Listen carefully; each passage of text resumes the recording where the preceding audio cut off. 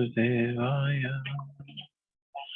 Om Namo Bhagavate Vasudevaya. Narayanam Namaskritya Naram Narottam Devim Saraswatim Vyasam Tato Jayamudire Nashtibrayeshu Bhadreshu Nityam Bhagavata Sevaya Bhagavati Uttam Shloke Bhaktir Bhavati Naistiki. So continuing with the discussion on Srimad Bhagavatam, Canto 11, Chapter 25, the three modes of nature and beyond, text number 17 onwards. Krishna is explaining the three modes and the qualities of one who has different kinds of modes. And what do they do? Vikurvan kriyaya chadhir anivrittischa chetasam gatra swasthya manobhrantam raj etar nishamaya. You should discern the mode of passion by its symptoms. The distortion of the intelligence becomes because of too much activity. The inability of the perceiving senses to disentangle themselves from mundane objects, an unhealthy condition of the working physical organs, and the unsteady perplexity of mind. Means in passion means it's just complete disturbance. Siddha chittam viliyeta chetso grahanayakshmam mano nashtam tamo glanis tamastad utpadharaya. When one's higher awareness fails and finally disappears, and one is thus unable to concentrate his attention, his mind is ruined and manifests ignorance and depression. You should understand this situation to be the predominance of the mode of ignorance. So one is unable to concentrate his attention. Higher awareness is not there. Mind is ruined. Ignorance, depression. This is really bad. Edhamane gune sattve devanam vadamedate asuranam cha rajasi tamasya uddhava rakshasam. With the increase of the mode of goodness, the strength of demigods similarly increases. When passion increases, the demoniac becomes strong. And with the rise of ignorance, Uddhava, the strength of the most wicked increases. Sattva jagaranam vidyad rajasa swapnam adishet praswapam tamasa jantos turiyam trishu santatam. It should be understood that alert wakefulness comes from the mode of goodness, sleep with dreaming from the mode of passion, and deep, dreamless sleep from the mode of ignorance. The fourth state of consciousness pervades these three and is transcendental. So our original Krishna consciousness exists eternally within the soul, and it's also present in all the three phases of awareness, namely normal wakefulness, dreaming, and dreamless sleep. Being covered by the modes of nature, this spiritual consciousness may not be manifest, but it continues to exist eternally as a real nature of the living entity. Upari upari gachanti sattvena brahmana jana tamasadho ad amukhya rajasantarcharina. Learned persons dedicated to Vedic culture are elevated by the mode of goodness to higher and higher positions. The mode of ignorance, on the other hand, forces one to fall headfirst into lower and lower births. And by the mode of passion, one continues transmigrating through human bodies. So this is how we keep on transmigrating. Instead of going higher and higher, we are just rotating here. Shudras, persons in the mode of ignorance, are generally in deep illusion about the purpose of life, accepting the gross material body as the self. Those in passion and ignorance are called Vaishyas and hanker intensely for wealth. Whereas Kshatriyas, who are in the mode of passion, are eager for prestige and power. Those in the mode of goodness hanker after perfect knowledge. They are therefore called Brahmins. Such a person is promoted up to the supreme material position of Brahmaloka, the planet of Lord Brahma. One who is in the mode of ignorance gradually falls to the level of unmoving species such as trees and stones, while one in the mode of passion, filled with material desire, but satisfying it within Vedic culture is allowed to remain in human society. Sattve pralina swaryanti naralokam rajolaya tamolayastu nirayam yanti mameva nirvana. Those who leave this world in the mode of goodness go to the heavenly planets. Those who pass away in the mode of passion remain in the world of human beings, and those dying in the mode of ignorance must go to hell. But those who are free from the influence of all modes of nature come to me. So heavenly planets, here it's also, even in Bhagavad Gita, it's Urdhvam Gachanti Sattvastu. Those in the mode of goodness go higher, go to the higher planets. It's not like we do any nonsense activity, any activity in the mode of ignorance, like killing and this and that, and we think we can go to heaven.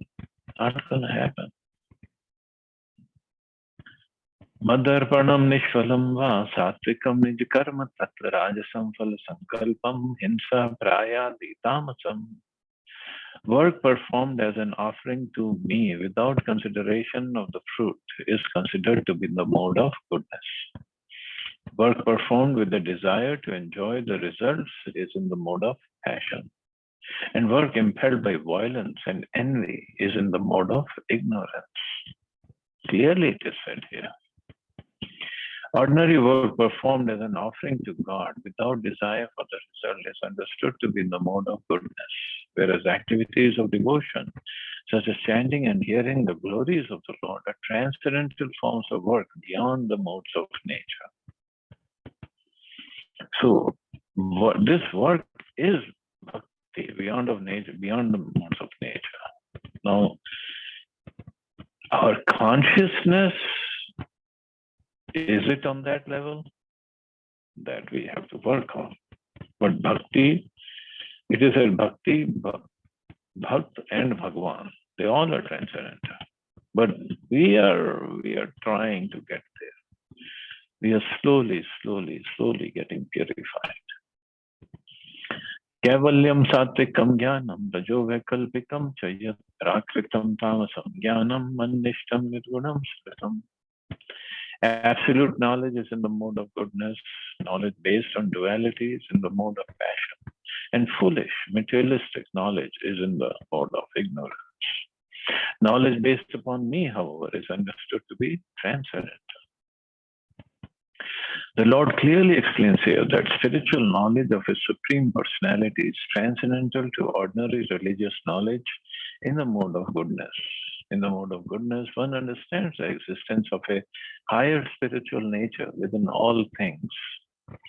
In the mode of passion, one acquires scientific knowledge of the material body. And in the mode of ignorance, one fixes one's mind on the sense objects without higher awareness, perceiving things as a small child or a retarded person does. So everybody acts according to the mode he has acquired.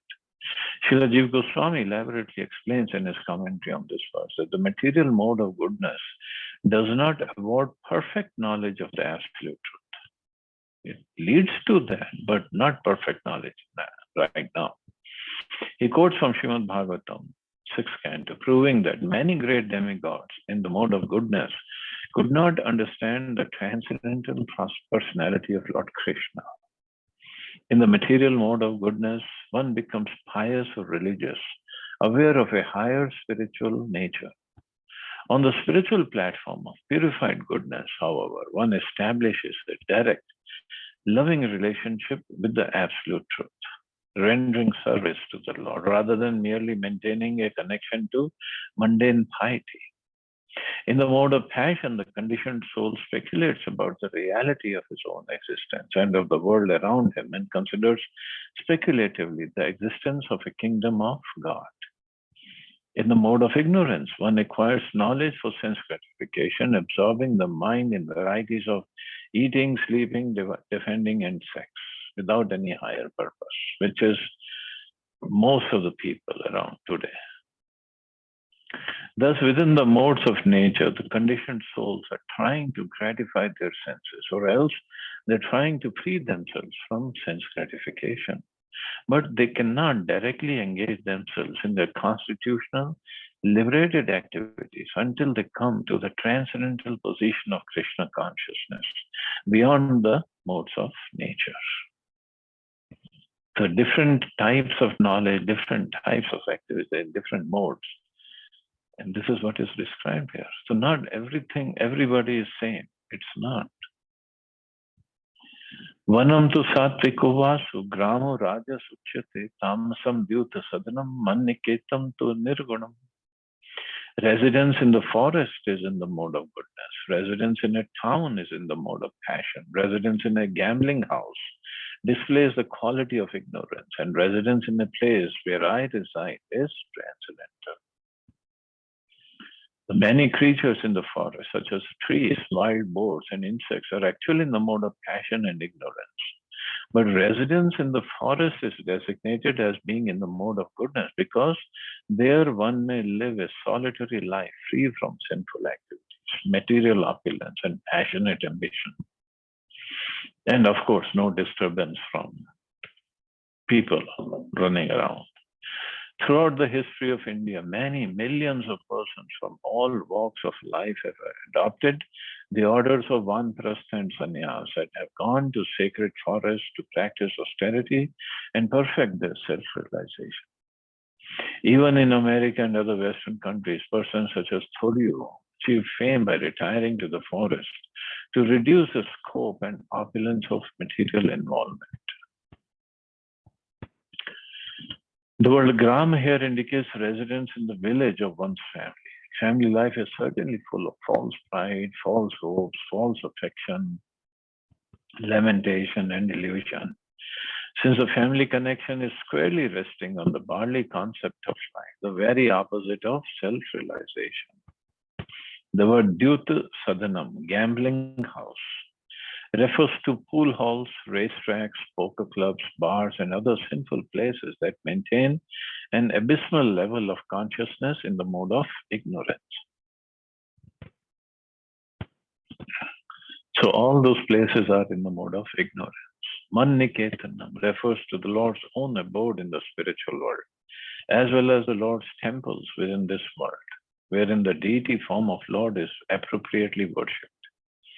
The one who lives in the temple of Lord Krishna, following the rules and regulations of temple life, is understood to be residing on the transcendental platform. In these verses, the Lord clearly explains that all material phenomena may be divided into three divisions according to the modes of nature, and that ultimately there is a fourth or transcendental division, Krishna consciousness, which elevates all aspects of human culture to the liberated platform. So that aspect is way beyond all these three modes.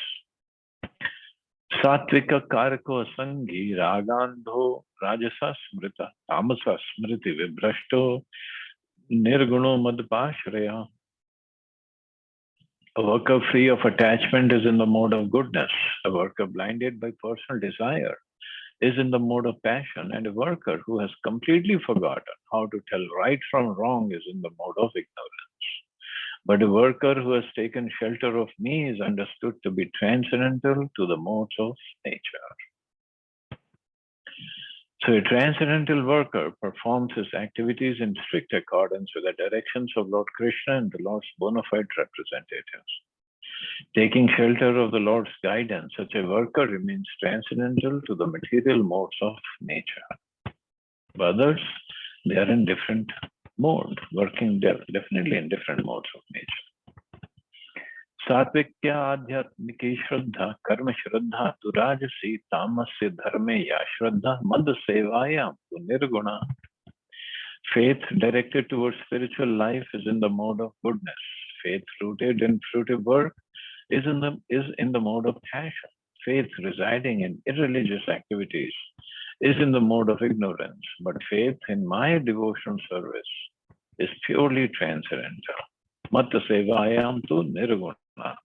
So that is transcendental. Nirguna doesn't mean no guna. Nirguna means no material qualities, no material guna. Pathyam bhutam anayastam aharyam satvikam smritam rajasam cha indriya preshtam Tamasam charti da shuchi. Food that is wholesome, pure, and obtained without difficulty is in the mode of goodness. Food that gives immediate pleasure to the senses is in the mode of passion, and food that is unclean and causes distress is in the mode of ignorance. So this also Krishna explained in Bhagavad Gita. Food in the mode of ignorance causes painful disease and ultimately premature death. Satvikam sukham atmottham vishayottham tu rajasam tamasam mohdanyottham nirgunam madapashrayam. Happiness derived from the self is in the mode of goodness. Happiness based on sense gratification is in the mode of passion. And happiness based on delusion and degradation is in the mode of ignorance. But that happiness found within me is transcendental. So we all want happiness, but that where we have to search for it, that makes a difference. Dravyam desha phalam kalo jnanam karma chakarka shraddhavastha kriti nishtha traigunya sarva eva hi. Therefore, material substance, place, result of activity, time, knowledge, work, the performer of work, faith, state of consciousness, species of life, and destination of death are all based on the three modes of material nature. Sarve gunamaya bhava purusha vyaktadishtita drashtam shrutam anudhyatam buddhya va purusha rishab. O best of human beings, all states of material being are related to the interaction of the enjoying soul and material nature. Whether seen, heard of, or only conceived within the mind, they are without exception constituted of the modes of nature.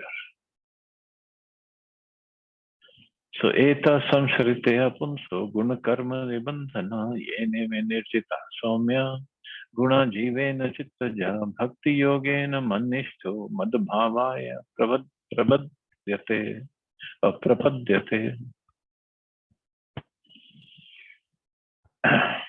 O gentle Uddhav, all these different phases of conditioned life arise from work born of the modes of material nature. The living entity who conquers these modes, manifested from the mind, can dedicate himself to me by the process of devotion service and thus attain pure love for me. So the word Mad Bhavaya Prapadyate indicates the attainment of love for God or of the same state of existence as that of the Supreme Lord. Actual liberation is residence within the eternal kingdom of God, where life is full of bliss and knowledge. The conditioned soul falsely imagines himself to be the enjoyer of the modes of nature, and thus a particular type of material work is generated, the reaction of which binds the conditioned soul to repeated birth and death. This fruitless process can be counteracted by loving service to the Lord as described here. And this is our ignorance. We think we can enjoy the nature. Suppose somebody who likes to drink, he goes to bar and he gambles and he laughs with his friends and he thinks he's enjoying. No, there is no enjoyment in that. But most of the people, and this is how the advertisement industry also works. They're not going to advertise, oh, if you go to temple and if you chant, you will be really happy. The advertisement is not for that because nobody makes money out of that. If you go to bar and then you gamble and you drink this kind of liquor and you do all sorts of nonsense, then you'll be happy and people are shown in the movie or theater, oh, they are the really happy people. No, they're not happy. They're miserable. They're miserable with the before they go into the bar because they are in ignorance, and once they do all sorts of nonsense activities, they're losing money, completely losing the consciousness, and the health is also getting ruined. So where is the question of happiness? And after getting drunk, nobody has done any any wonderful activity. We all do sinful activities and nonsense activities. So where is the question of happiness? But this is how it is advertised, because the whole world is like that. Tasmat deham imam labdva jnana vijnana sambhavam gunasangam vinirthuya mam bhajantu vichakshana. Therefore, having achieved this human form of life, which allows one to develop full knowledge, those who are intelligent should free themselves from all contamination of the modes of nature and engage exclusively in loving service to me. Krishna clearly saying what we should do. Now we got tasmat deham imam labdhava. Now you got this human form of life. Do what? Mam bhajantu vichakshana. Oh, intelligent, those who are very intelligent, what do they worship me, they serve me. Clearly is saying that. But people will still try to find, no, this is not what he is saying. Nisango mam bhajed vitvan apramatto jitendriya rajastamascha vijeta sattva samsevaya mani.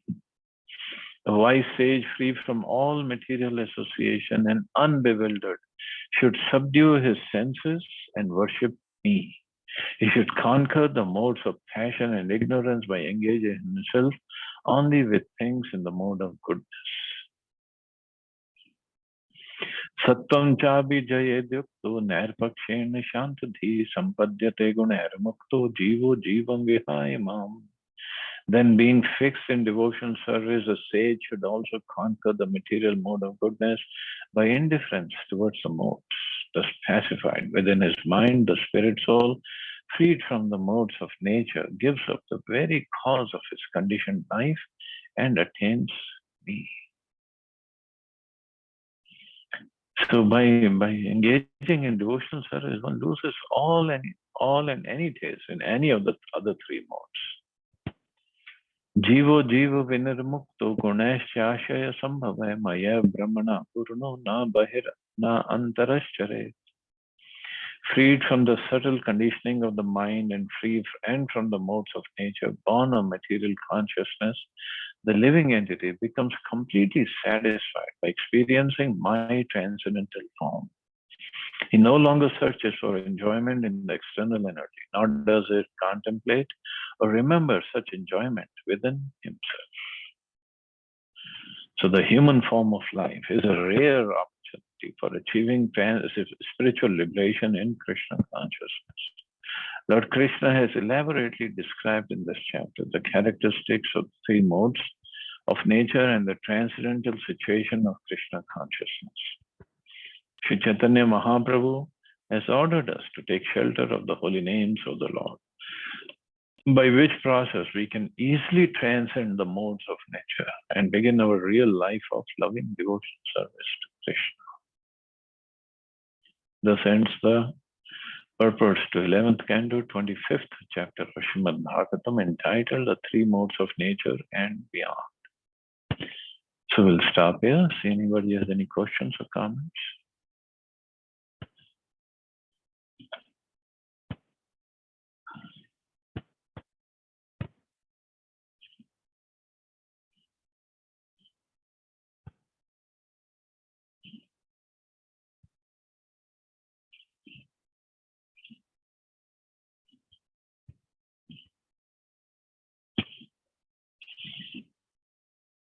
Okay, you all have a safe and wonderful day. Hare Krishna, Jai Shri Krishna.